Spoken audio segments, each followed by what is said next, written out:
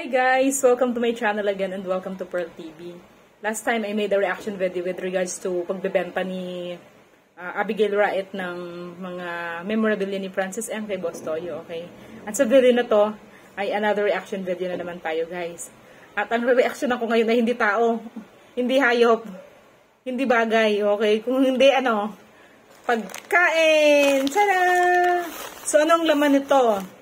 This is not a paid promotion, okay? This is not sponsored, okay? Magre-react lang ako sa mga pagkain, sa mga food na nasa loob nito. Kasi parang natutuwa, parang gusto ko tikman lahat, kaya sabi ko bibili ako. So ayan na. Kakamit muna ako ng ilong. Ayan, smile. Paborito ko kasi yung mga food talaga dito. Ano ba yung mga laman nito, guys? Tararan! Binili ko to ng isang araw pa, ngayon na ako magre-react. Ayan! Ubi hopya. Isa-isa nating reakan yan, guys. Ubi hopya. Buko hopya. Ayan.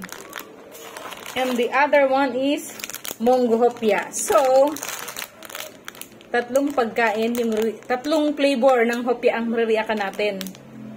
Buko hopya, munggo hopya, at ubi. Paborito ko din yung nito. Yung baboy, di ba? Ayan. Kape muna ako, guys. Sarap. So, unahin ko mag-react dito sa munggo hopya. Kukuha tayo ng isa. And, titikman natin. Ayun, ang laman niya pala, guys, ay 4. Ang presyo ng bawat isa ay 55. So, titikman natin.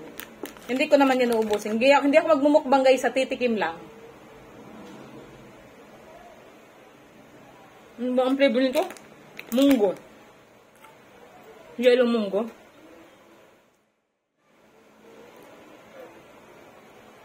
Sarap.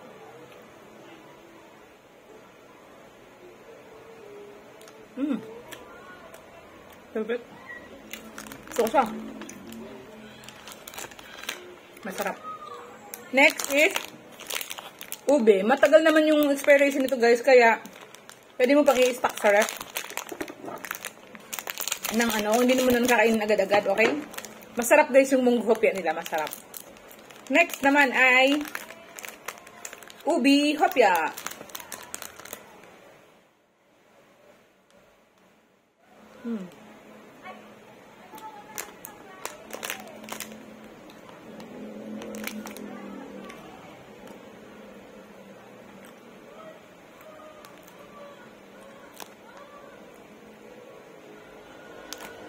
Hindi ko pa makuha yung lasa.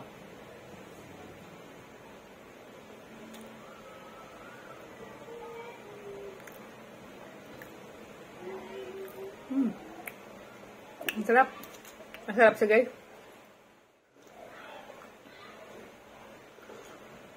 Perfect na perfect sa kape. Okay? And last but not the least ay buko hopya. First time ko to, guys, natitigam ako ng buko hopya na to. Itong buko hopya nila. Parang dati kasi binibili ko yung pork. Ayan, tikman na natin, guys.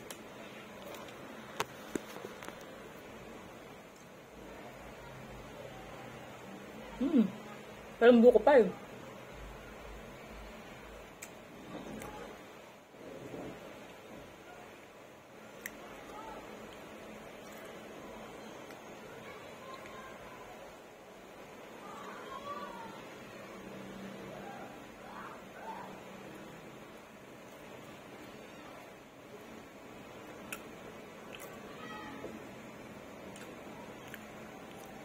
Parang siyang asukal.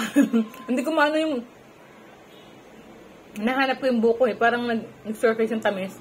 Iba yung color pa naman niya. Masarap naman. Na lang siguro na blender lang masyado yung buko. Kaya ganun. Hindi natin maano yung parang strips ng buko. Parang ganun. Pero masarap siya. Masarap. Okay? Masarap. Pero, sa itong to,